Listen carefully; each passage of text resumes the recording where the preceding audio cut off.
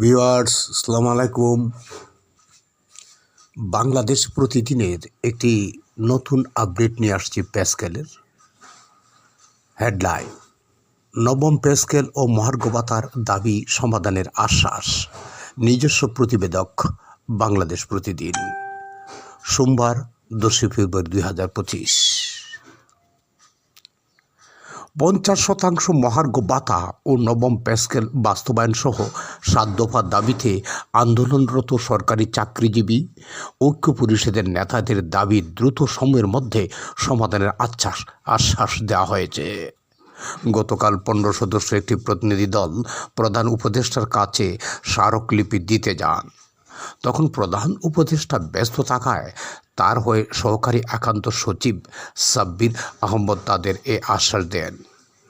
ঐক্য পরিষদের নেতাদের সাব্বির আহমদ বলেন, আপনাদের অনেক দুঃখ কষ্ট আছে, সেগুলো আমি দেখেছি। সেগুলোর মধ্যে অগ্রাধিকার দাবিগুলো দ্রুত সময়ে সমাধানের জন্য সংশ্লিষ্ট কর্তৃপক্ষের কাছে পাঠিয়ে দেব।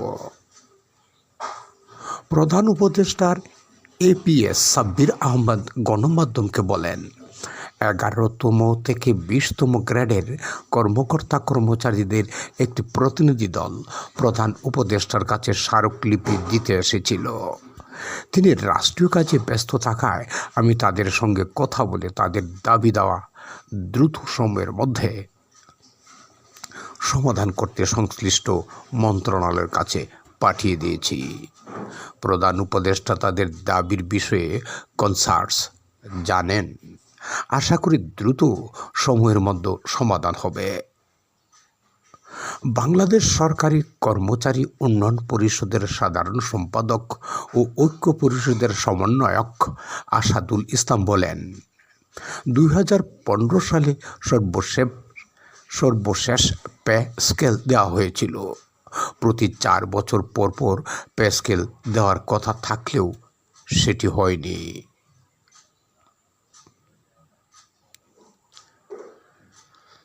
আশা করা যাচ্ছে আমরা সরকারি কর্মচারীর পে স্কেল পেয়ে যাব। আমরা আশ্বাস পেয়েছি, আর এর জন্য আমাদের কিছু সময় অপেক্ষা করতে হবে।